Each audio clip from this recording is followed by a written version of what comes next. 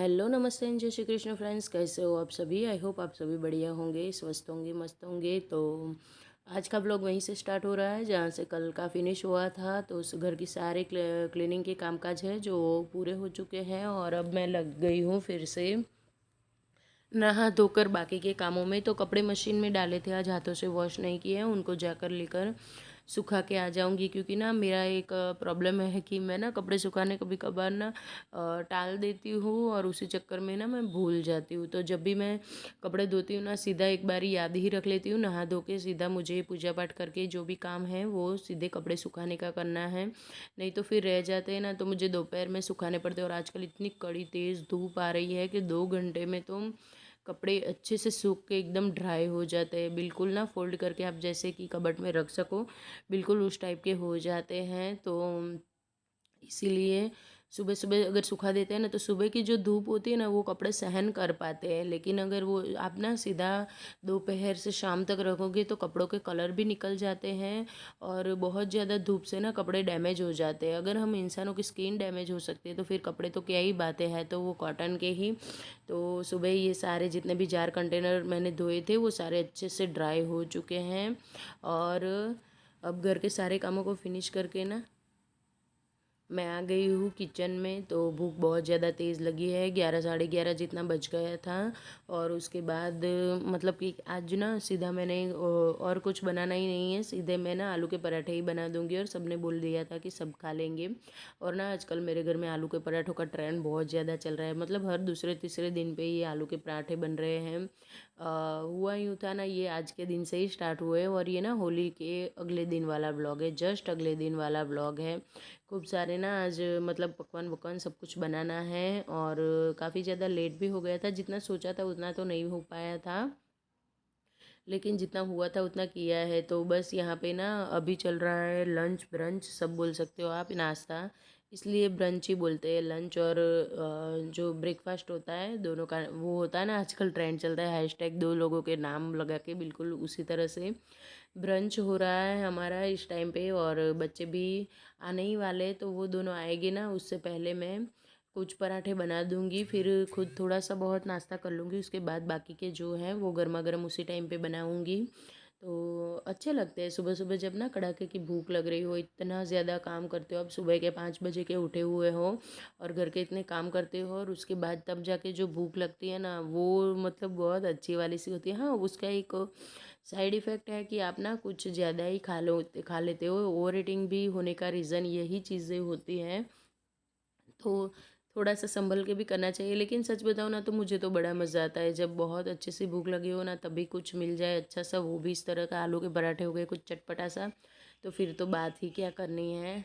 चलिए, यहाँ पे मेरे पराठे रेडी हो चुके हैं और अब मैं इनको ना निकाल लूँगी अपने खाने के लिए। तो 2-3 ही बनाए थे, ज़्यादा नहीं बनाए थे, आप देख सकते हो यहाँ पे।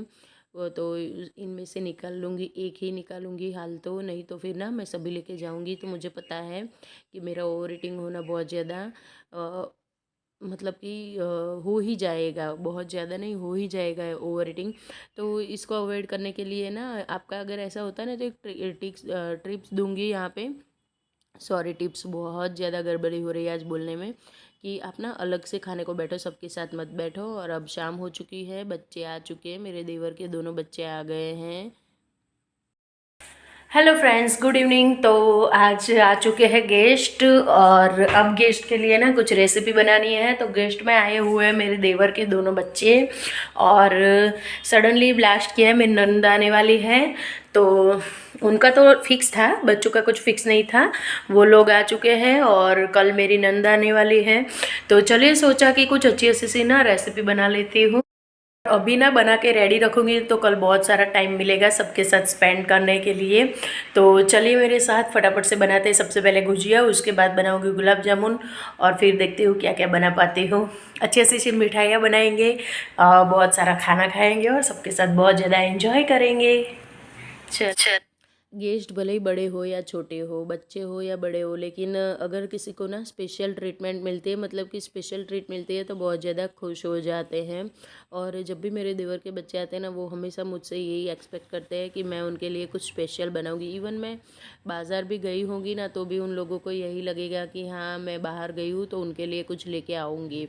तो फिर ऑब्वियस सी बात है, नॉर्मल सी सब्ज़ी भी लेने जाती हूँ ना, तो उन लोगों को ऐसा लगता है कि मैं अगर बाहर गई हूँ तो उनके लिए कुछ ना कुछ लेकर आऊँगी। अब जब उनको मुझ पे इतना ज़्यादा भरोसा है, तो फिर मेरा तो बनता ही है। तो यहाँ पे एमटीआर के 2 पैकेट्स मेरे पास पड़े हुए थे, गुलाब जामुन का जो मिक्स आता है ना उसके, उनको ही मैंने ले लिया और दूध से आटा गूँथ लिया है। साइड में थोड़ा सा पानी लिया था, शायद कहीं पे कम पड़ जाए तो।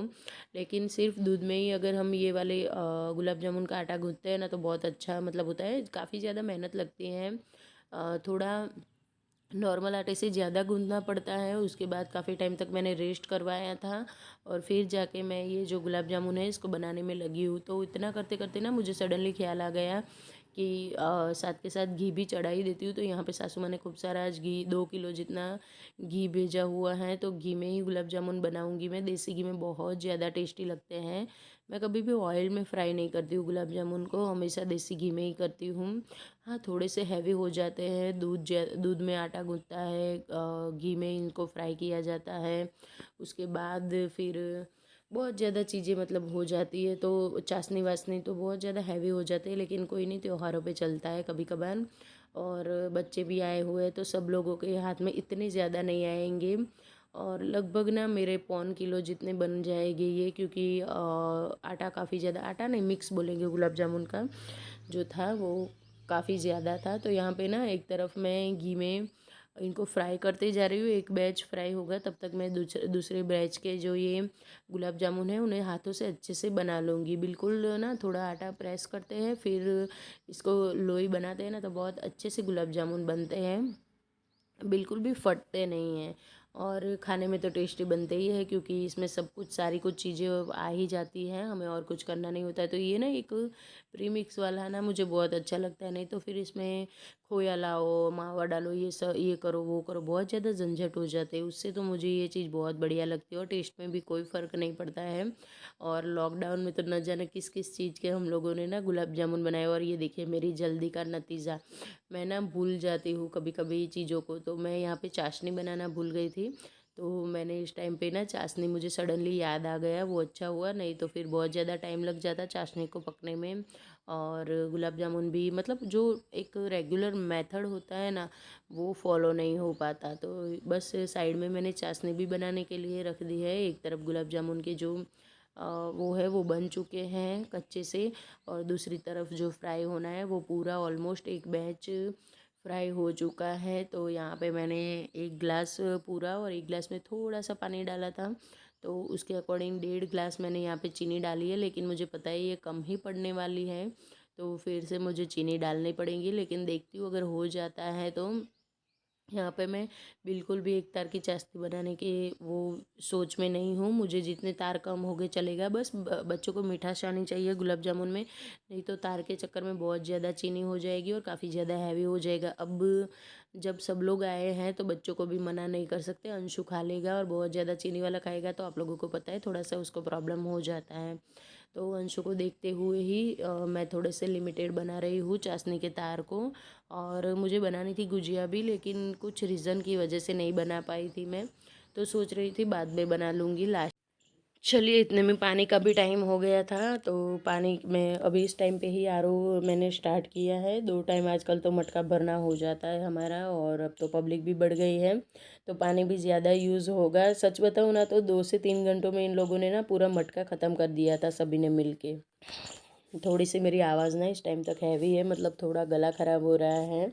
तो यहाँ पे मैं अब तैयारी कर रही हूँ सब्ज़ी बनाने की। तो सब्ज़ी के लिए ऑयल चढ़ा दिया है, ऑयल के गर्म होते ही बनाऊँगी। लेकिन पहले यहाँ पे ये जो चाशनी हो चुकी है उसको मैंने बड़े से भगोने में निकाल लिया है, थोड़ा सा ठंडा कर लूँगी, उसके बाद में गुलाब जामुन डालूँगी। क्योंकि सीधा सडनली डाल देते हैं ना, तो जो गुलाब जामुन है वो एकदम पिच पिच से हो जाते हैं। तो इसीलिए थोड़ी चाशनी ठंडी हो जाए 50% जितनी, उसके बाद मैं डालूँगी। फिर भी गुलाब जामुन जो है वो एब्जॉर्ब कर लेते हैं मिठास को। तो यहाँ पे फटाफट से सब्ज़ी बना रही हूँ, क्योंकि अभी ना मुझे फिर से बाज़ार जाना पड़ा था, कुछ चीज़ों की ना कमी हो गई थी मुझे। और बच्चे आ चुके हैं, तो ये लोग ना गाँव में बहुत ज़्यादा जल्दी खाना खा लेते हैं, तो इनको जल्दी से खाने की आदत है। और मैं हमारे यहाँ लेट होता है, तो बच्चे आते ही सीधा खाना मांगेंगे, तो मैं थोड़ा सा ना रेडी करके ही जाऊँगी, सब्ज़ी यहाँ पे बना के जाऊँगी। और आटा तो मैंने ना पीसने के लिए रखा हुआ है, तो वही लेने जाना है मुझे।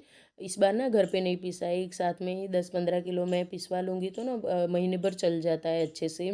और गेस्ट का आना जाना लगा रहता है, तो इसीलिए ना चीज़ों को घर में मतलब टाइम से रखना बहुत ज़्यादा ज़रूरी हो जाता है। थोड़ा बहुत पड़ा हुआ था आटा, लेकिन फिर भी मैंने ना पिसवा लिया कि चलो भाई एक बार 10-15 किलो पिसवा लेती हूँ, तो कितने भी गेस्ट आ जाए, कितने भी दिन तक चल जाएगा। घर पे आटा चक्की पे पीसती हूँ ना, तो बहुत ज़्यादा मतलब कम पिसता है, टाइम ज़्यादा लगता है, मेहनत भी बहुत ज़्यादा लगती है। चलिए, सब्जी को मैंने झोंक लिया है, यहाँ पे चीज़ों को मैं ठीक कर लूँगी। और चाशनी लगभग काफ़ी ज़्यादा ठंडी हो चुकी थी, थोड़ी देर पंखे के नीचे भी रखी थी, तो इसलिए ना अच्छे से मतलब जितना ठंडा करना चाहिए उतनी हो चुकी थी, ज़्यादा ठंडा भी नहीं करना चाहिए। तो गुलाब जामुन मेरे रेडी हैं, आप लोग भी आ जाइए टेस्ट करने के लिए। बहुत बढ़िया तरीके से बने थे। तो फ्रेंड्स, ये था आज का वीडियो। आशा करती हूँ कि आपको पसंद आया होगा। अगर कुछ भी पसंद आया तो प्लीज़ चैनल को सब्सक्राइब करें। मिलती हूँ नेक्स्ट वीडियो।